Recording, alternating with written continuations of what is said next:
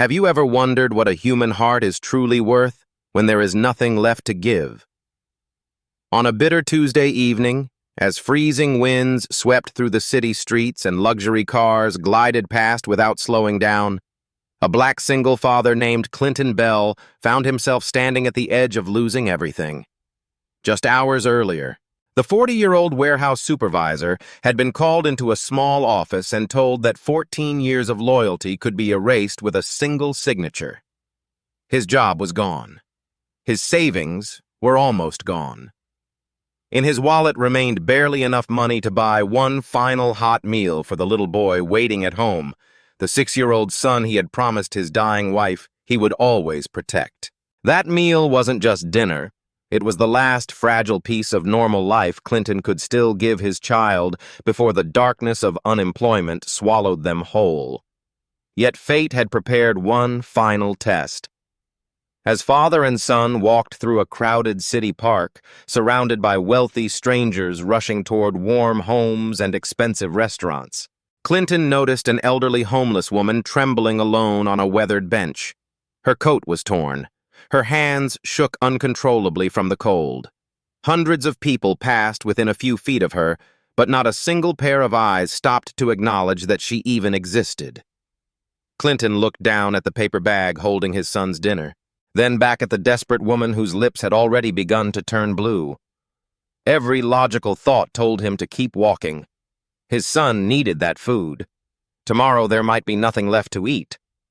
But then he remembered what it felt like to become invisible the moment he lost his job that morning.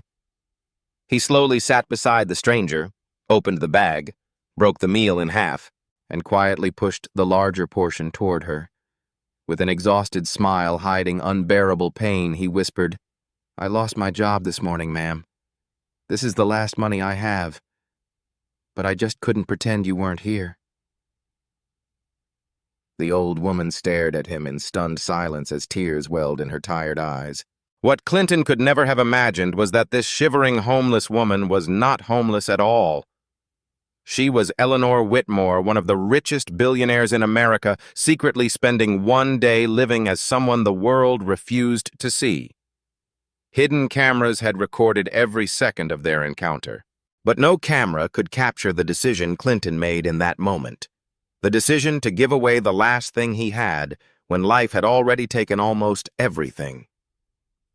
Before the sun rose again, that simple act of kindness would ignite a chain of events that would expose greed, transform broken lives, and prove that sometimes the greatest fortunes are discovered not in bank accounts, but in the hearts of those who choose compassion when they have every reason to choose themselves. The fluorescent lights above the conference room buzzed so softly that Clinton Bell almost mistook the sound for the ringing in his ears. After 14 years of arriving before sunrise, volunteering for overtime, covering shifts for coworkers, and believing that loyalty still meant something, he sat quietly across from two people who refused to meet his eyes. A neatly folded envelope rested on the polished table between them like a silent verdict.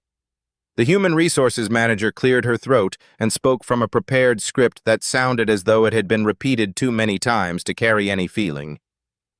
"Mr. Bell, due to company-wide restructuring and cost reduction measures, your position has been eliminated effective immediately." Clinton didn't interrupt. He didn't argue. He simply stared at the envelope while memories flashed through his mind the first day he had walked through these warehouse doors at 25, the countless nights he had missed dinner with his wife because a shipment arrived late the Christmas mornings, spent sleeping after overnight shifts, the birthday parties he had promised to attend but couldn't because the company needed him. 14 years of sacrifice had just been condensed into one cold sentence. The operations director finally looked at him. This wasn't personal. Clinton almost smiled at the irony. It always became personal when someone lost the paycheck that fed a family. He quietly signed the termination papers, accepted the cardboard box containing a framed photograph, a coffee mug with faded lettering, and a pair of worn work gloves, then stood without another word. As he reached the door, the HR manager hesitated before saying, "We're sorry." Clinton nodded politely. But inside, he wondered whether people who were truly sorry ever found it so easy to destroy someone else's future. Outside, The bright morning sun felt strangely unfamiliar. The parking lot looked exactly the same as it had every morning for 14 years, yet everything had changed. He unlocked his aging pickup truck and placed the cardboard box on the passenger seat before pulling out his wallet. $43.17. That was everything. His next paycheck had disappeared along with his job. His rent was due in 3 days. The electric bill was already overdue. Eli's school lunch account had less than $10 remaining. He closed the wallet slowly as though refusing to acknowledge the number might somehow change it. His phone vibrated. For one impossible second, hope flickered inside him. Maybe the company had made a mistake.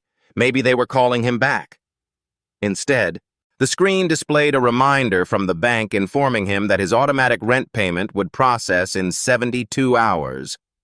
Clinton leaned forward until his forehead rested against the steering wheel. He didn't cry. Ever since his wife, Denise, had lost her battle with cancer 2 years earlier, tears had become a luxury he rarely allowed himself. There had always been someone depending on him to stay strong, especially Eli. The 6-year-old boy still believed his father could fix anything. Broken toys, bad dreams, monsters under the bed. Clinton feared the day his son would discover that some things couldn't be repaired. After sitting motionless for several minutes, he started the truck and drove across town, stopping at every warehouse, construction company, and delivery service displaying a hiring sign. At the first location, the manager glanced at his application and explained they had already filled the position that morning. At the second, another applicant with more recent certifications had been selected. At the third, the receptionist barely looked up before handing him a printed sheet listing online application instructions. "We'll contact you if there's an opening," she said automatically. By early afternoon, Clinton had heard the same polite rejection so many times that each one blended into the next. The optimism he had carried into the morning slowly dissolved beneath the weight of closed doors and practiced smiles. During a brief stop at a gas station, he bought only enough fuel to keep the truck running for another day. While waiting in line, he noticed a father laughing with his little daughter over candy bars displayed beside the register. The child begged for chocolate. Her father laughed, tossed 2 bars onto the counter without checking the price, and kissed the top of her head. Clinton smiled despite himself. Then he remembered counting every dollar in his wallet and quietly looked away. His phone rang again. This time it was Eli's elementary school. Clinton's heart skipped until the secretary cheerfully informed him that Eli had won a reading award and wanted to know whether his father could attend a small recognition ceremony next Friday. Clinton swallowed hard before answering, "I'll be there." He didn't know how. He didn't know if he would even have enough gas by then. But some promises were not negotiable. After hanging up, he looked at the photograph resting inside the cardboard box on the passenger seat. It had been taken 8 years earlier at a county fair. Denise stood between Clinton and little baby Eli, laughing as the wind blew her hair across her face. Even after chemotherapy had stolen her strength, she had never lost that smile. During the final night she spent in the hospital, she had held Clinton's trembling hand and whispered, "Promise me one thing. Don't let him grow up believing the world is cruel. Show him kindness even when life isn't kind to you." At the time, Clinton had nodded through tears, believing kindness would be easier to give than survival. Now he wasn't so sure. By late afternoon, the clouds rolled over the city, turning the sky gray and heavy. Clinton parked outside Eli's school just before dismissal. The little boy burst through the front doors carrying a backpack almost as large as himself. The moment he spotted the old pickup truck, his face lit up with the same excitement it had every afternoon since kindergarten. He ran toward the truck, waving a handmade paper certificate. Dad, look, Mrs. Parker says I read more books than anybody in my class." Clinton climbed out, knelt on one knee, and wrapped his son in a hug that lasted longer than usual. "I'm proud of you, buddy." Eli grinned.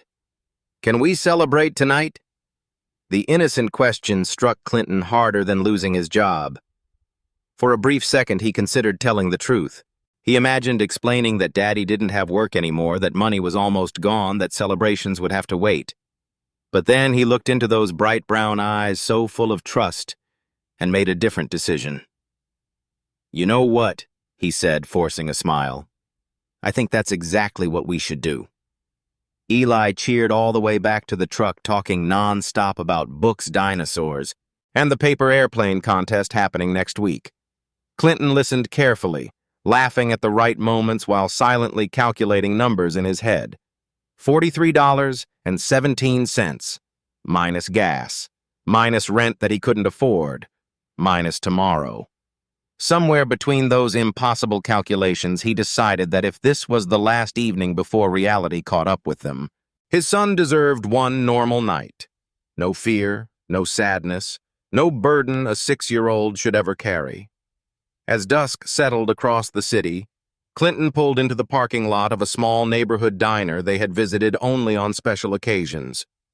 The faded neon sign flickered above the entrance, and the warm smell of roasted chicken drifted through the cool evening air. Eli's eyes grew wide with excitement. "Really? We're eating here?"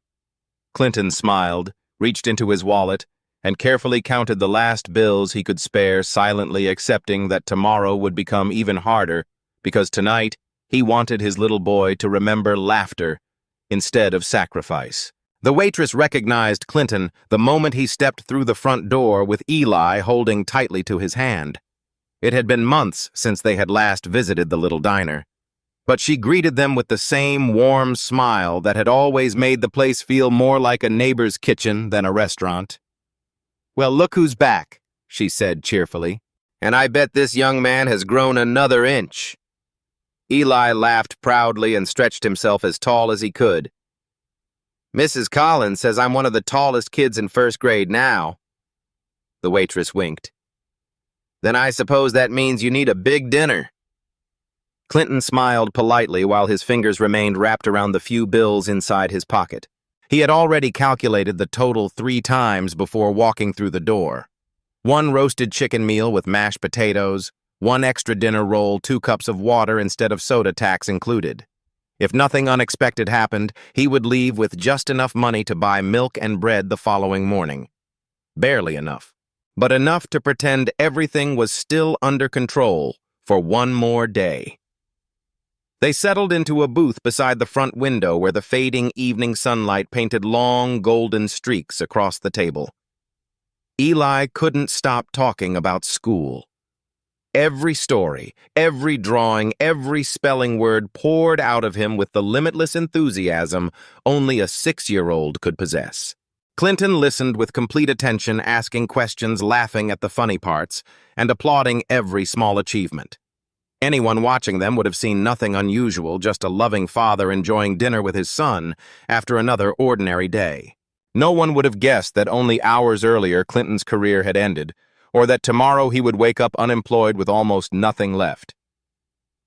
When the waitress returned carrying the steaming plate, Eli's eyes sparkled. "Wow," he whispered. "It smells amazing." Clinton pushed the meal toward his son. "Go ahead, buddy." Eli immediately tore off a piece of chicken before stopping halfway. Denise had taught him something years earlier, a lesson he still remembered even after she was gone. He divided the piece into 2 uneven halves and offered the larger one to his father. "Sharing makes food taste better," he said matter-of-factly. Clinton froze for a second before accepting it with a grateful smile. Denise used to say those exact words. For a brief moment, it felt as though she were sitting across the table again, smiling quietly while watching her 2 favorite people in the world. They ate slowly, making the meal last as long as possible. Eli happily dipped pieces of bread into mashed potatoes while describing the superhero comic he wanted to draw when he grew up. "I'm going to make a hero who doesn't fly," he explained. "He just helps people because they're sad." Clinton chuckled softly. "Sounds like a pretty good hero to me." Eli nodded confidently. "Mom said the best heroes don't always wear capes." Those words settled heavily inside Clinton's heart. Denise had filled their son with kindness before cancer stole the chance to watch him grow. Somehow, despite all the pain that had followed, pieces of her still lived inside the little boy sitting across the table. When the bill arrived, Clinton quietly unfolded the worn bills from his wallet and counted them one final time before placing them into the check holder. He hesitated for several seconds, then slipped 2 crumpled dollar bills beneath the receipt as a tip. It wasn't much, but he couldn't bring himself to leave nothing. The waitress noticed the nearly empty wallet as she picked up the check, but she said nothing. Instead, she gently squeezed Clinton's shoulder and whispered, "Take care of yourself." He simply nodded, grateful that she asked no questions. Outside, the evening air had grown colder than either of them expected. A sharp wind swept through the streets, carrying scattered leaves across the sidewalk. Eli zipped up his little jacket and instinctively reached for his father's hand. "Can we walk through the park?" he asked. "Please, just for a little while." Clinton glanced toward home. There was no urgent reason to rush back to an apartment that suddenly felt much less secure than it had that morning. "Sure," he answered. "Just a little while." The park was unusually crowded despite the dropping temperature. Office workers hurried toward expensive apartments, couples laughed beneath glowing streetlights, joggers passed wearing headphones that separated them from the world around them. Everyone seemed to be racing toward somewhere important. Clinton and Eli wandered slowly beneath rows of aging maple trees, whose branches swayed in the strengthening wind. Eli chased fallen leaves while pretending they were tiny golden dragons. His laughter echoed across the pathway, drawing a smile from strangers who continued walking without slowing down. Then Clinton noticed her. At the far end of an old wooden bench sat an elderly woman wrapped in what had once been a heavy winter coat, but was now little more than faded fabric hanging from fragile shoulders. Her gray hair escaped beneath a torn knit cap. Her shoes were soaked from melted puddles. She hugged herself tightly, yet her hands continued trembling uncontrollably from the cold. Beside her rested a paper cup containing only a few scattered coins. Hundreds of people passed within arm's reach. Some glanced briefly before looking away. Others deliberately crossed to the opposite side of the path. A businessman speaking loudly into an expensive phone nearly bumped into her without offering so much as an apology. A fashionable couple frowned as though her mere presence ruined the evening scenery. It was as if she had become invisible. Clinton slowed his pace. Something about the loneliness in the woman's eyes reminded him of the way people had avoided looking at him that morning after security escorted him from the warehouse carrying his cardboard box. The same silence, the same invisible wall separating unfortunate people from everyone else. Eli noticed her too. He tugged gently on his father's sleeve. "Dad, is she okay?" Clinton looked down at the small paper bag he had carried from the diner. Inside remained the extra dinner roll, half of the roasted chicken he had saved for breakfast, and a small container of mashed potatoes. Tomorrow morning, that food would matter. Every bite mattered now. His stomach tightened as reality fought against compassion. He had no job, almost no money, a son depending entirely on him. Every responsible instinct urged him to keep walking. But then another voice echoed inside his memory, soft and familiar. Denise's final words. "Don't let him grow up believing the world is cruel. Show him kindness, even when life isn't kind to you." Clinton released a slow breath, walked toward the bench, and sat beside the woman. She looked up cautiously, expecting another person to tell her to move along. Instead, Clinton quietly opened the paper bag, broke the dinner roll in half, placed the larger piece into her shaking hands, then added most of the remaining chicken and potatoes. The woman stared at the food without moving. Finally, she whispered, almost unable to believe it. "Sir, I can't take this. Your little boy needs it more than I do." Clinton offered the gentlest smile he could manage despite the ache in his heart. "I lost my job this morning, ma'am," he said softly. "This is the last money I have. But I just couldn't pretend you weren't here." The woman's lips trembled. Tears slowly filled her pale blue eyes as she looked first at the exhausted father, then at the smiling little boy standing beside him. Eli simply waved and said, "Mom says sharing makes food taste better." Neither father nor son noticed the tiny camera hidden high inside a nearby park light recording every second of the encounter.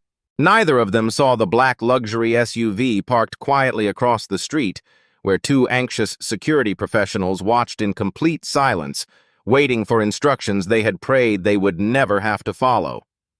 And neither Clinton nor Eli had the slightest idea that the frail, homeless woman sitting beside them was not homeless at all, but Eleanor Whitmore, one of the wealthiest women in America, spending one extraordinary day disguised as someone the world had chosen to forget.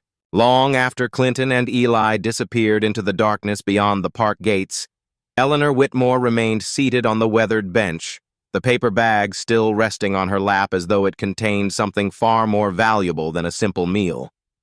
Around her, the evening crowd continued flowing through the park without slowing down. Unaware that one of the richest women in America had just witnessed the rarest form of wealth she had encountered in decades.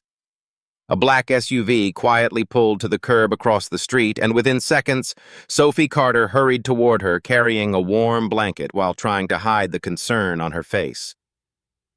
"Mrs. Whitmore, we've been watching your body temperature drop for nearly an hour," Sophie whispered.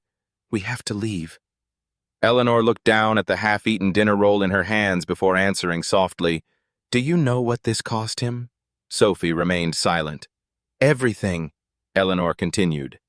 "That man gave me almost everything he had left."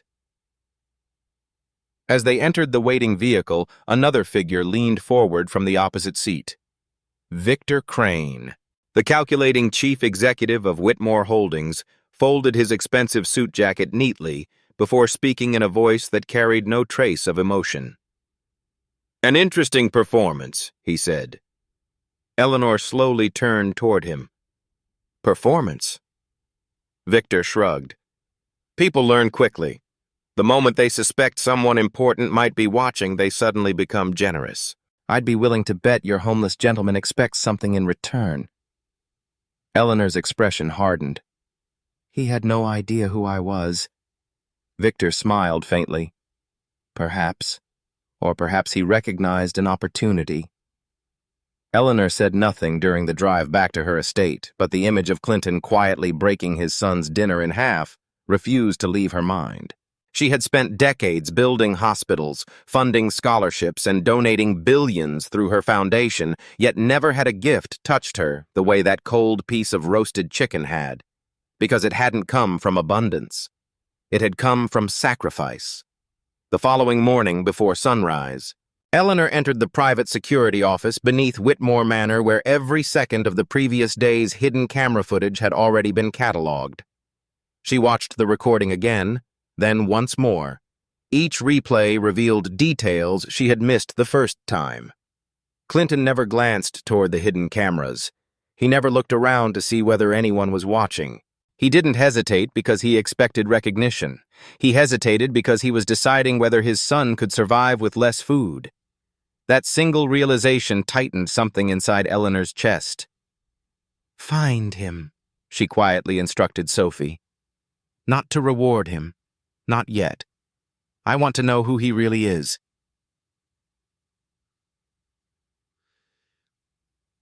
Within hours, Whitmore's discreet investigation team began assembling Clinton Bell's life through public records and employment history.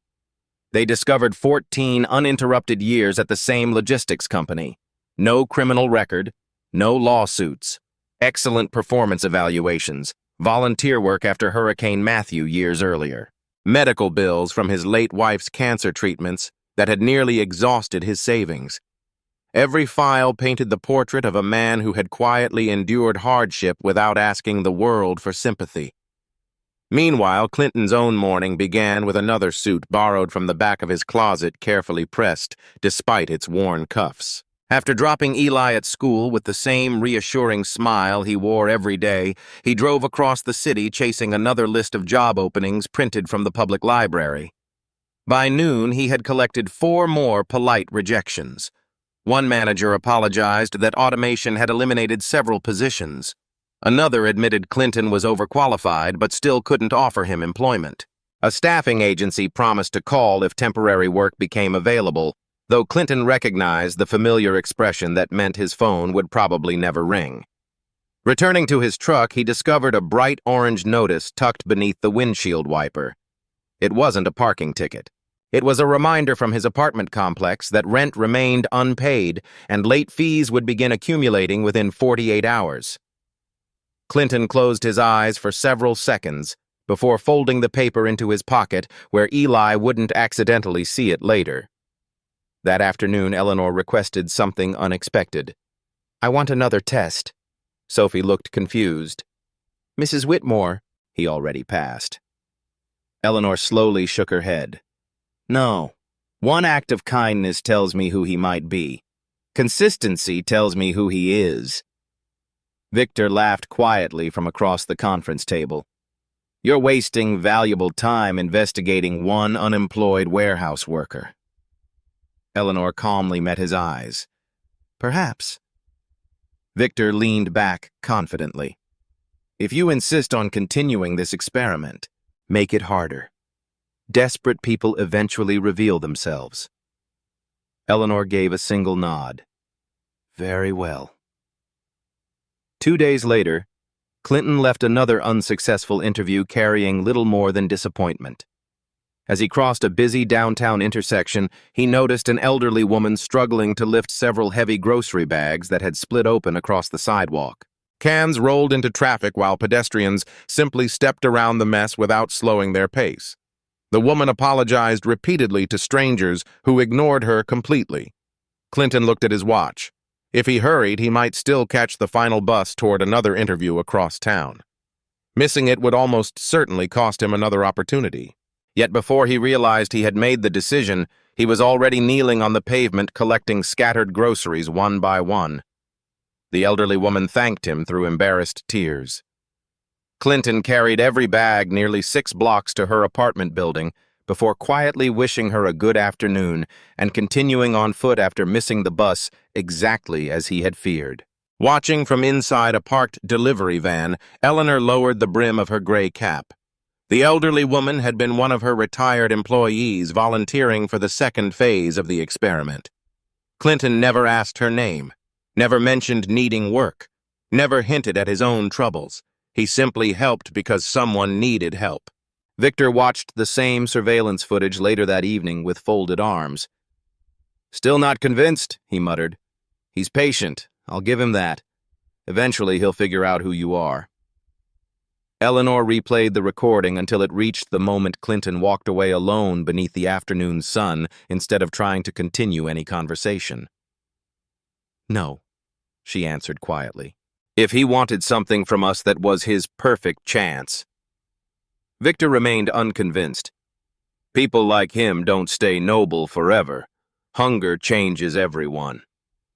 Eleanor looked once more at Clinton disappearing down the sidewalk, carrying nothing except a worn folder filled with rejected job applications. For reasons she couldn't fully explain, she found herself hoping Victor was wrong. Because if a man who had lost almost everything could still choose compassion over survival, then perhaps the world she had spent a lifetime trying to improve was not nearly as broken as everyone believed. 3 mornings later, just as Clinton was preparing to leave for yet another job interview that existed only as a faint possibility, a white envelope appeared beneath the apartment door. At first, he assumed it was another overdue notice from the landlord, but the heavy paper and embossed silver seal immediately caught his attention. Across the front were only 4 words: Whitmore Holdings Executive Office. Inside was a single invitation requesting his presence at company headquarters at 10 o'clock Friday morning. No explanation, no job title, no contact person, only one sentence at the bottom. "Your attendance is respectfully requested." Clinton read the letter 3 times, convinced it had been delivered to the wrong apartment. He had never applied to Whitmore Holdings. He knew the company only as one of the largest corporations in the country. For a moment, he considered throwing the invitation away, believing it was either a mistake or an elaborate prank. But Eli looked up from the breakfast table with hopeful eyes. "Maybe this is your new job, Dad." Clinton smiled despite himself. "Maybe," he answered, though he believed the chance was almost non-existent. On Friday morning, he put on the same navy suit he had worn to every interview since losing his job, carefully polishing shoes that had begun to crack with age. Before leaving, he hugged Eli tightly and promised he would return before school ended. "Wish me luck," he whispered. Eli wrapped both small arms around his father and grinned. "You don't need luck. Mom says good people always find their way." Those words echoed inside Clinton's mind during the entire drive downtown. The headquarters of Whitmore Holdings rose above the city skyline like a monument of glass and steel. Luxury vehicles lined the entrance while executives hurried through revolving doors carrying leather briefcases worth more than Clinton's pickup truck.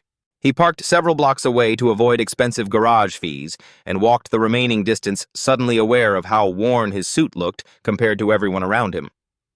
At the reception desk, a young assistant smiled politely after checking the invitation. "Mr. Bell, we've been expecting you. Please follow me." That single sentence only deepened his confusion. She escorted him through polished marble hallways toward a pair of enormous wooden doors leading into the executive boardroom. As the doors slowly opened, Clinton froze. More than 200 senior executives, board members, investors, and department directors filled the massive room. Conversations gradually faded until complete silence settled over the audience. Every face turned toward the unemployed warehouse supervisor standing uncertainly in the doorway. Clinton instinctively looked behind him, convinced someone far more important must have entered. Instead, the assistant gently motioned for him to continue forward. At the far end of the room stood a woman beside the large presentation screen. She wore an elegant navy suit, her silver hair perfectly styled, her posture commanding effortless authority. Clinton stared for several long seconds before recognition slowly spread across his face.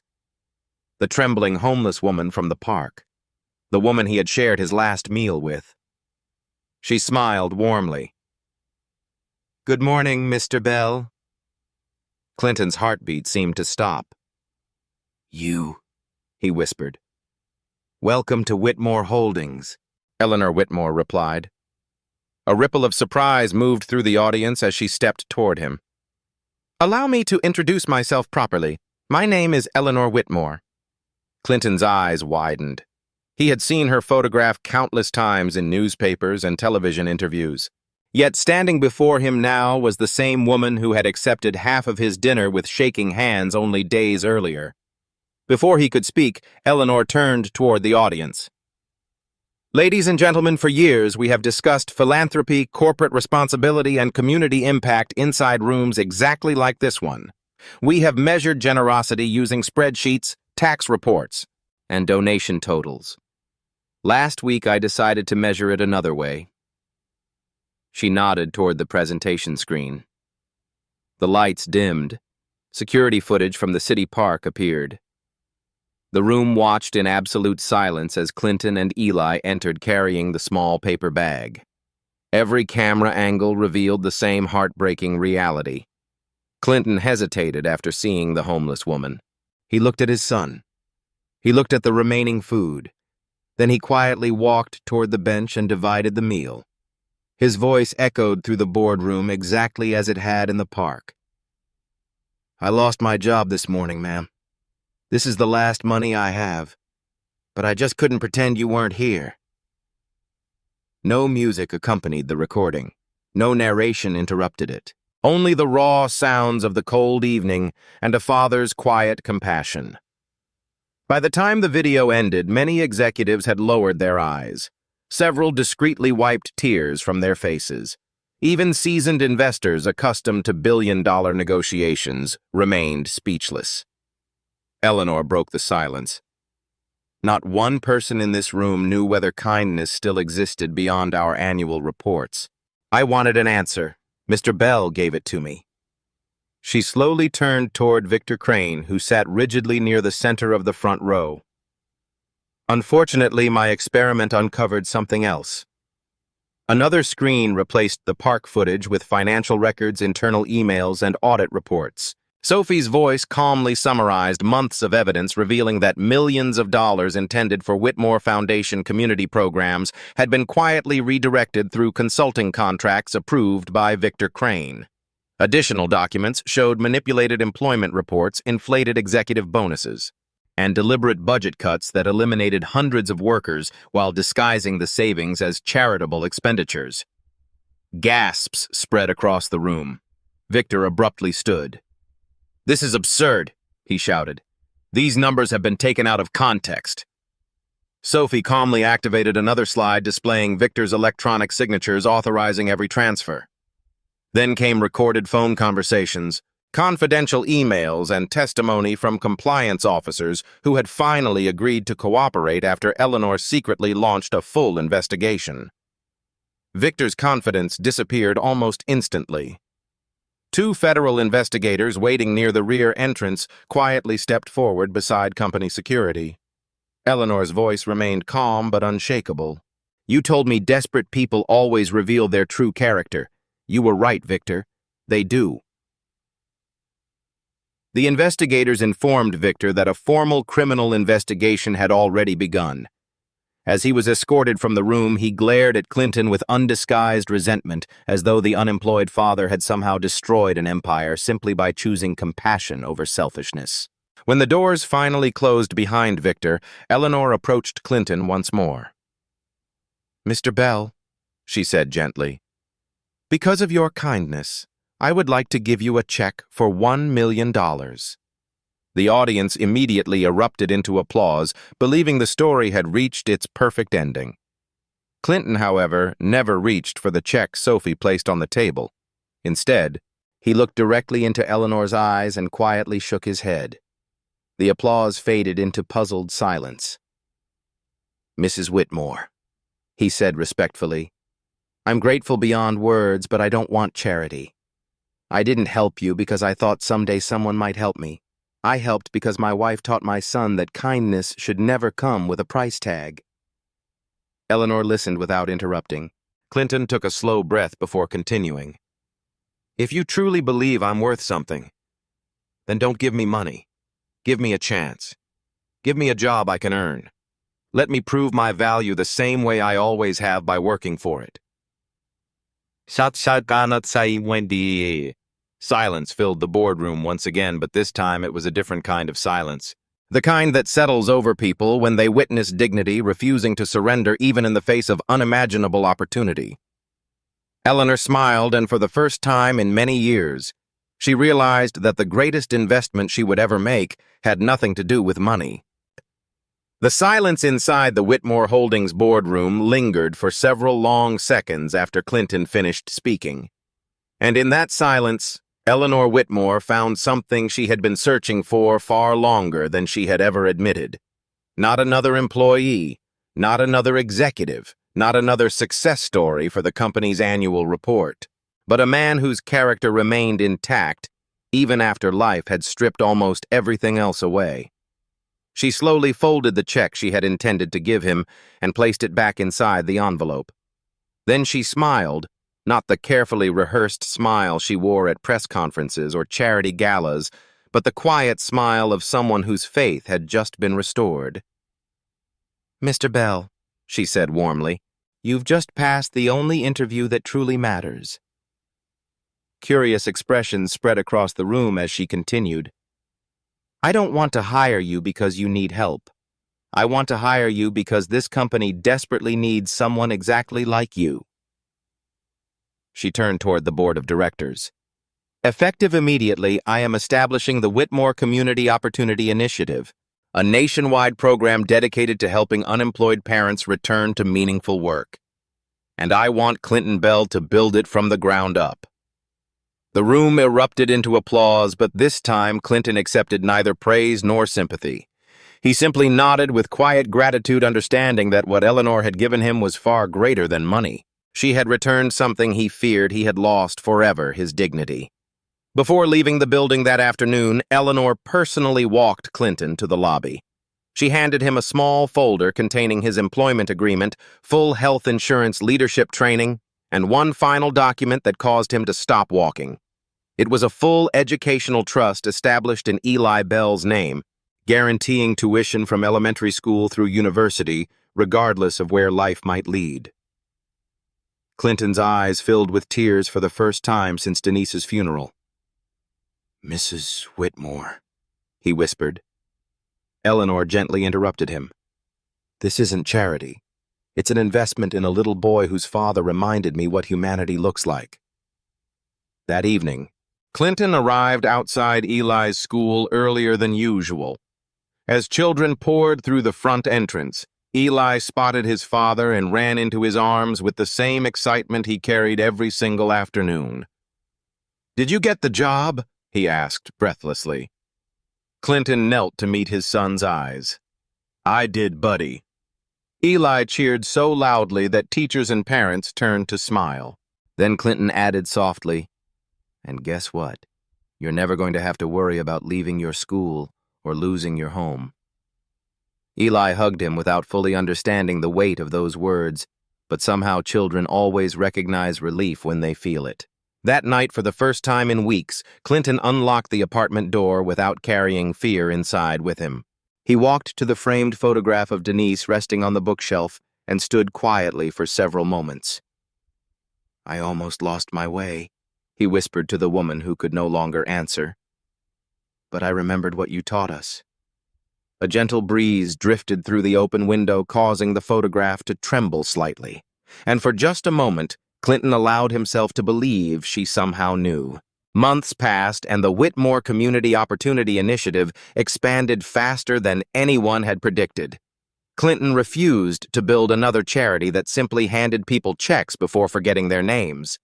Instead, he created partnerships with manufacturers, transportation companies, hospitals, construction firms, and local businesses willing to hire parents who had been overlooked because of layoffs, age, or financial hardship. Every applicant received practical job training, interview preparation, child care assistance, and personal mentoring until they could stand on their own again. "People don't need to be rescued forever," Clinton often told his staff. "Sometimes they just need one honest opportunity."